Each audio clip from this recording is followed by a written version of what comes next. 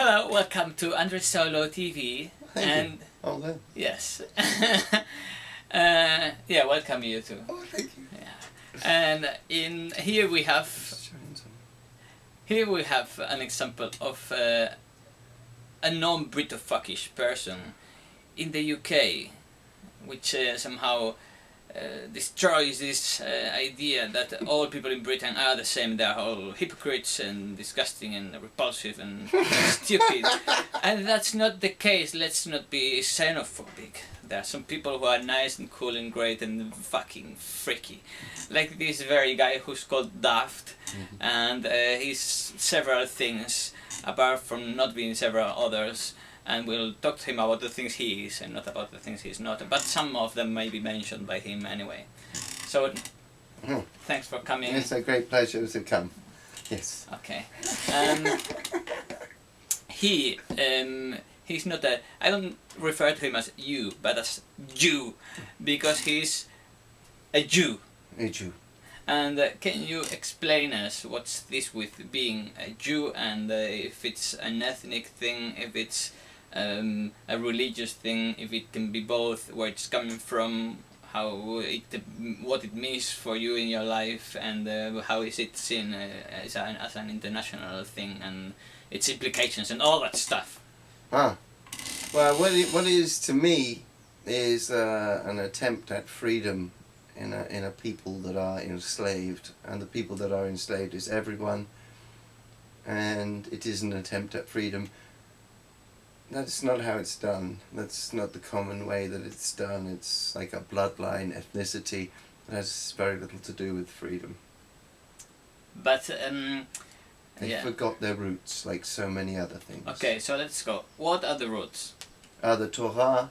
What's the Torah? The Torah is the first 5 books of what is commonly called the Bible, and it's a document that was put together round about 2,000 years ago and has been copied very accurately ever since and studied in a very strange way ever since, and it's quite a bizarre document.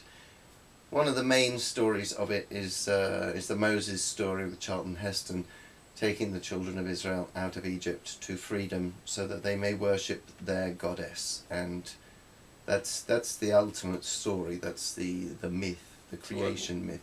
Charlton Heston, the Messiah. Well, yes, okay. but Messiah is you see, because there's a sort of Christian way of looking at the Messiah as the Savior, and it's more that the goddess saves us, and the Messiah is merely her symbol. Yeah. Okay. Now go to the point. Go to the point. Yeah. Freedom. Freedom. Okay. Why is it linked to freedom? Because the very nature of life has freedom in it. We evolved with freedom. That is what Great Spirit does. She leaves us alone, and but that goes for other people too. Other people? Not just Jews. We come across our first misunderstanding. You're still using a Jew to mean this racist bloodline thing that the world tries to force on it, so that then it doesn't mean anything at all. When I say Jew, I mean radical people who wish to be free, wish to make others free, and will not bow to kings. That's what I mean by Jews. Okay, so what about the concept of Jews as an ethnic group? It's an optimistic thing to think that everybody's children are going to follow the ways of their parents freely. That's an optimistic thing, I think, don't you? How can you look at the Jews and sometimes say, oh, he looks like a Jew, or they tell you I'm a Jew, and it's like, yeah, you look like one. Because at different times there have been different enthusiasms in different places with different noses, so that some Jews fit some stereotypes for some people. And again, I'm using that word Jew in the bloodline way, not in the real way. So that's how you get these people. They follow. The guilt trip of Mama was a Jew, so I'm a Jew can work for quite a while without being a Jew, and then you get an ethnicity and you get a facial, not stereotype, a facial type I've got it. This is this face. People call it a Jew face in a lot of places that I go instantly, and I know a lot of bloodline ethnic Jews that don't have this face, and you never would know unless you came from the place where they were a Jew. But so you don't see a relation, a necessary relation between being a Jew and religion, between Judaism and religion. Is being a Jew someone who follows Judaism? What's Judaism? Yeah. The inherent things of Judaism is as again it's freedom, but I suppose it would be done within the context of Torah. Is anyone doing that? If you're doing freedom without the Torah, are you a Jew? I would think you are. I would think you are. The freedom is the bit. The thing that when you say the religion, you then, are we handing it back to a bunch of white men from Europe who did it a certain way for a certain time?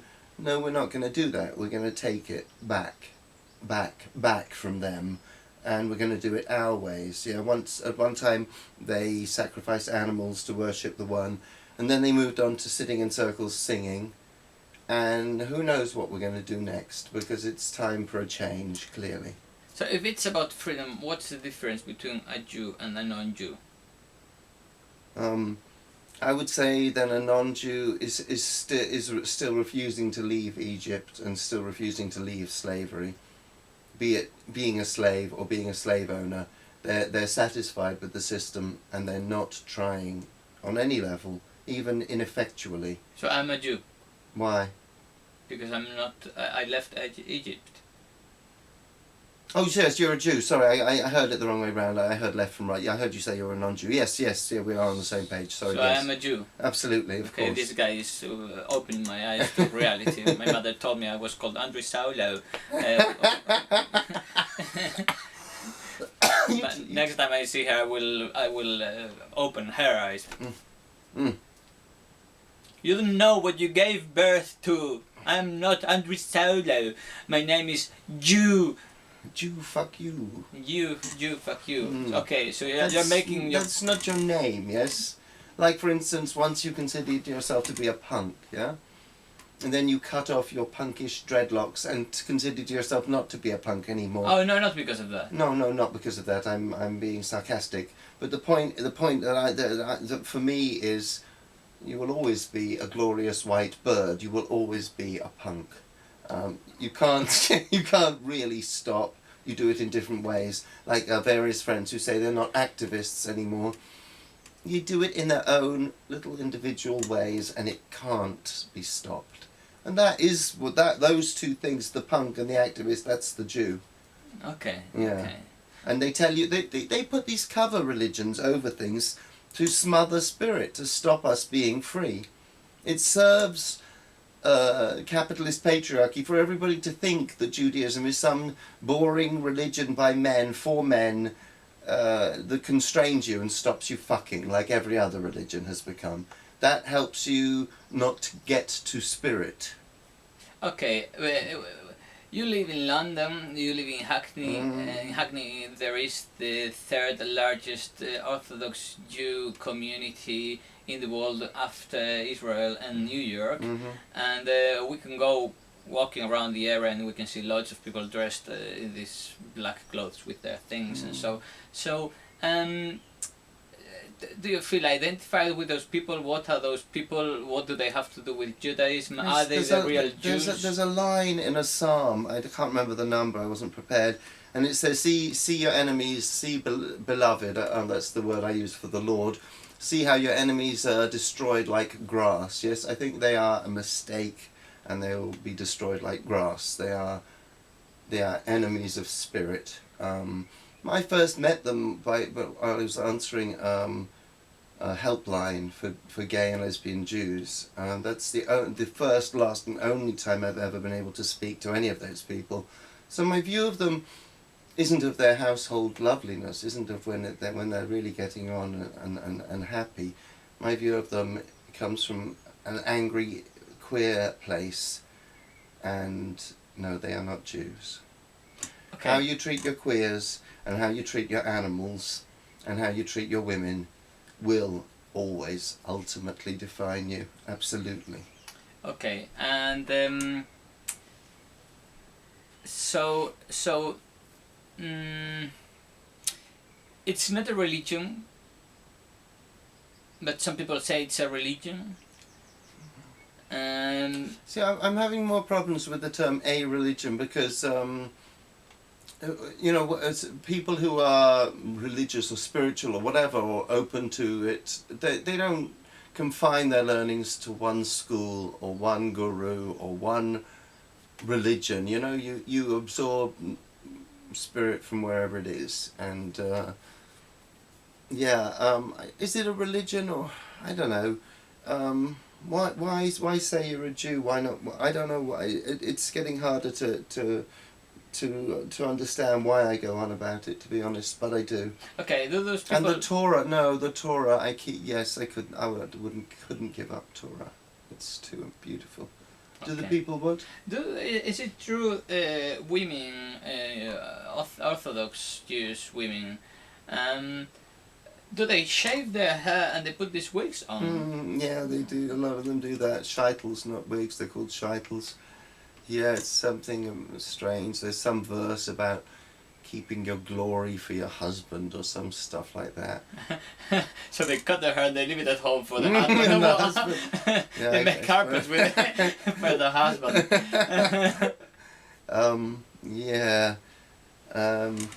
Strange. What about this? Is this a myth, or is it true that they have sex through a sheet? I've only ever fucked 2 of them, and we didn't. And I've thought about that. I've never found a place, because usually these things all have justification in Torah. Even if they're not written in Torah, they'll find a verse and they'll say that's why we do that. I've never heard of a justification for that. It's something I've been meaning to try, just to find out. I think it could have erotic charms. But do you think that they do it, that the Orthodox Jews, or do you think they don't? They Well, just you eat know, falafel? they dress to be ugly, and maybe they need to hide from each other, and they marry to make babies for the Lord, not because they're attracted to each other or anything. So maybe they need it. I don't know whether they have it or not. I would doubt it seriously. The other times I've met those people is through stories from my Krakow friends, and they never mentioned a sheet. Okay, some people relate Jews to Israel, and they claim that Jews are killing Palestinians, and first they were killed by the Nazis in the Second World War, and now the Jews are doing the same. And I'm a bit fed up with this, because it's like it's a country with a government. Probably most people there are Jews, but not all of them support the government, and definitely they are not representing the Jew community. So what would you say about that? Okay, if we're talking about Jews as the whole bloodline bunch, then yeah, because that's how they did. It's like with the Indian reservations, the white people have imposed a racial genetic definition of the tribe onto the red people when that was never their way, and they've imposed this definition of Jews onto the Jews for the state of Israel to be a Jew state. According to Jew myth, there isn't supposed to be a Jew state until the Messiah comes, and the Messiah isn't supposed to come until there's world peace. Me? What? Yeah, you are the fucking Messiah. That's why we're interviewing you. Well, I've come early. I'm not supposed to be here until there's world peace, or the world peace is late. It's all gone horribly wrong. It's going to be brought by you. Ah, no, that's the Christian Messiah. Okay, sorry. The Jewish Messiah comes once all the work is done. She's more of a Jewish princess. When the world peace is here, she comes to criticize and say, well, that took a lot too long, and I don't like what you've done here. That's more the Jewish Messiah, I believe. We'll see. Okay, by now I think that none of you got any of this. Israel, you interrupted me about Israel. Oh, okay, sorry. Yes, Yes, all states don't represent the people, they represent power. That's something as a species we need to sort out, really. You know, in the sidelines of this racist bloodline Jew thing, I've met like semi-radical rabbis who, because of the state of Israel, they could define somebody as a Jew because they could do this converting thing, so they could help somebody become a Jew and then get a passport in a state, and that's maybe some sort of empowerment to some little bits of the Jewish left. But most of the state of Israel is just, you know, the same warfare as all other states, and it really doesn't, you know, it gets mentioned much too much so that we forget the atrocities being done to the Cheyenne right now. You know, the overemphasis of one Holocaust erases all the others, and that's offensive to both. It's sick and nasty and offensive to both. How else does the state of Israel work? There were little Jewish cultures, these racial bloodline so-called Jewish cultures in every country, and then they went to Israel to become Americans. That's another little condemnation of Auschwitz, Israel. Okay, so let's move on. What can you tell us about other drugs apart from Judaism?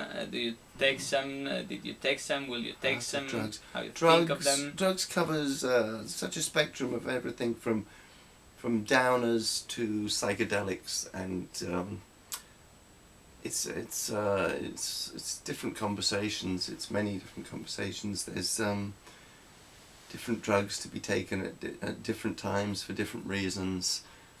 There's different levels of involvement with drug taking. There's people who take too much and need some support. There's people who don't take enough. Okay, I'll make questions. Yes.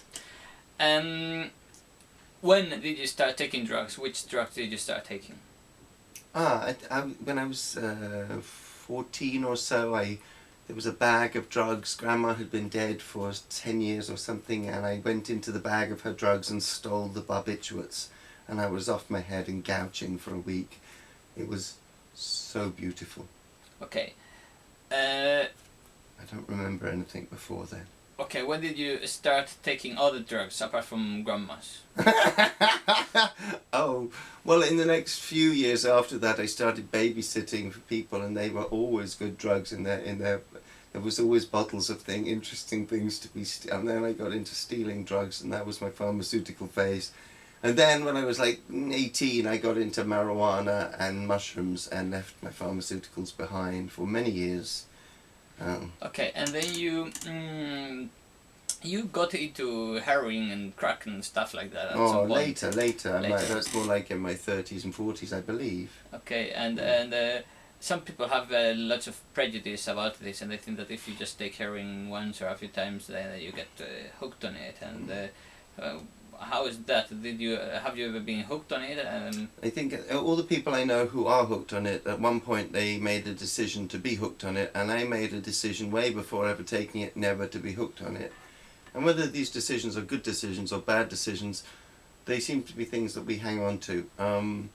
Some people who take these drugs use them as an excuse to be bad people, and I don't understand that, really.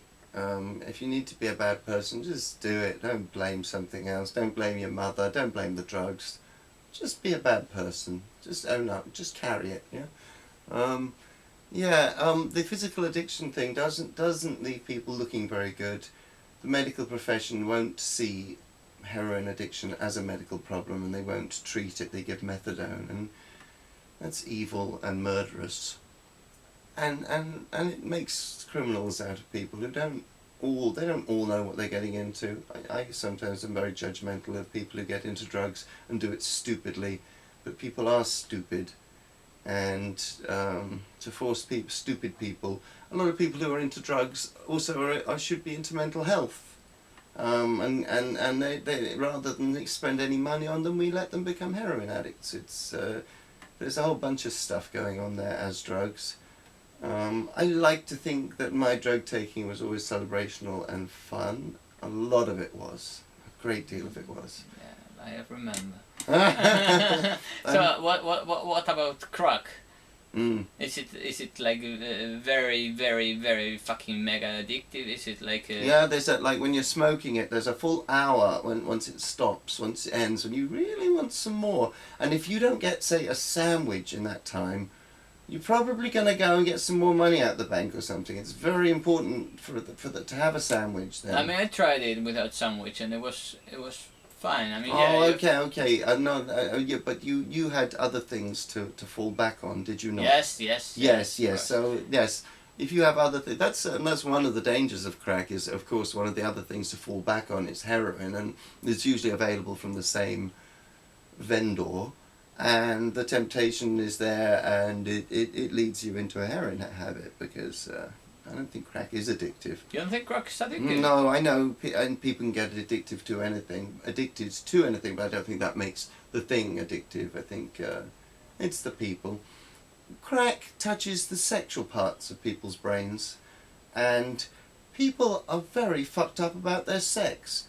So if they find something that they can do instead of crossing all those terrifying boundaries between sitting alone and having good sex with someone you like, if you can't do that, crack works pretty well. I think the people are sex addicts and the crack is covering that. That's my honest opinion. Okay. So now, yeah, tell us about your gayness and how the interaction with the non-gay society has been, and whether the Jew education had something that made it worse or made it easier, or yeah, all that stuff. Well, you know, there were very few Jews in my life. Our next door neighbours were bloodline Jews. There was an aunt and another neighbour, and so that's like 4 Jews. My sister's parents took it really badly, the gay thing. They wanted to kill themselves. The neighbour slightly further along the road was a bit prurient and she was also I wanted to kill her. Auntie Julie died before we could tell her, and the next door neighbour, she just was a liberal Jew, and it was cool for her. She just thought it was cool, and it was, and it is, and she is.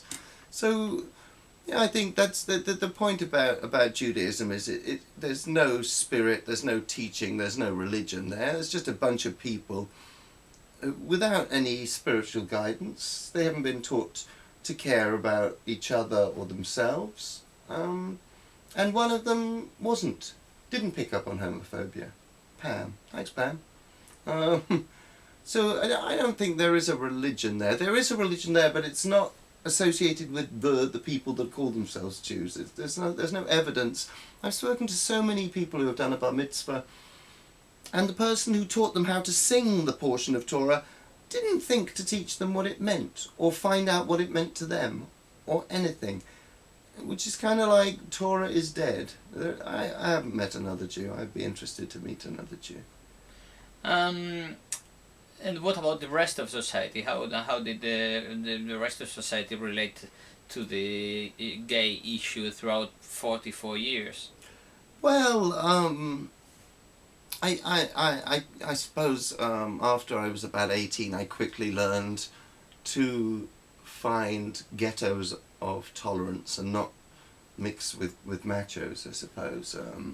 So you dealt with it through living in ghettos. If you lived in like the mainstream society. I was never really invited. Okay, but I never felt so any impetus to go there. Like you know, the normal people, it wasn't possible for many other reasons. Yeah. But for many other gays, how do you think it was before, and how do you think it is now? Okay. I suppose like a normal person in a normal job, there are normal. It's now normal to think of gays as having rights, or gays as having 20% off cards for their gay lover. Normal little jobs and normal little things like that are no longer. It's just things the tolerance has come through the only route possible, that is boredom. It's in every sitcom I mean, it's done badly. It's really done badly, and the TV representations of gays are still homophobic as fuck. I can't believe it, and I can't believe that all that homophobia has bred tolerance, but it has, because just going on about it, even in a bad way, they keep showing this stereotype of a gay person behaving in a certain way, liking certain things, and but there's also the stereotype of two guys and the homo things there. Oh, isn't that disgusting? That would be terrible. And oh, wouldn't that be terrible? And that's almost the gay joke. It's constant. The last 146 men that I fucked didn't define themselves as gay before, during, or after, and many of them, in having sex with me, would come up to some sort of issues of, oh, I'm gay, or I don't want to be gay, or does this mean I'm gay? And I think the bifurcation of humans into gay and straight is a very fucked up. There's hardly anybody who fits those two categories. Hardly anybody, but it makes us all comfortable, because the severe homos don't have to pretend that they've ever thought of pussy, and the heteros don't have to pretend that they've had a homo moment. They can pretend that it's them. They do it, and we don't have to. Phew. Lies, damned lies, and crack cocaine to cover the lies. Okay, now I'll give you some very brief moment for you to add something if you want to this, and you can explain other things in your life that have been important to you, that have shaped you as a person. Yeah. Well, being gay and isn't something. It's something I chose to be because I was, from the age of 5, fantastically angry at the heterosexual assumption, at the snide comments and the over sexualization that heterosexuality enforces on everything. Everything is sexualized and heterosexualized, and being an angry queer sex warrior my whole life, that's been a great shaping factor. Being defined as gay already enabled me to try anything else out that was defined as bad, because I no longer believed their definitions. So one thing leads to another, and that's a good thing. I don't know what you said. What should I talk about? I'm talking about things now. I'm drifting. Things that have shaped my life are the psychedelia. That did shape my life and has shaped my life and does. But how to talk about that? No, you don't have to. Go on. Okay, Torah has also shaped my life. It's not that I didn't have morality before, but for me, morality in the context of the great goddess, of great spirit, is a slightly different shape and a slightly different satisfaction. Well, it's for some people it would be weird to hear you talking about the goddess. Tell us something about that. Well, before the goddess was masculinized 10,000 years ago, we were a peaceful, artistic society of world citizens. And we only ate potatoes. I'm not sure about that. We only ate potatoes and we hugged each other. There were no wars. There were no wars. We went to war, and when we met the others, we just threw the things around, and we were like, come on, are you going to kill me with this face? There were no wars. We didn't protect ourselves with beauty.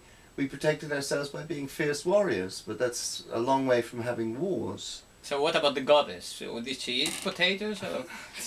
Did the goddess eat potatoes? The goddess is potatoes. Oh.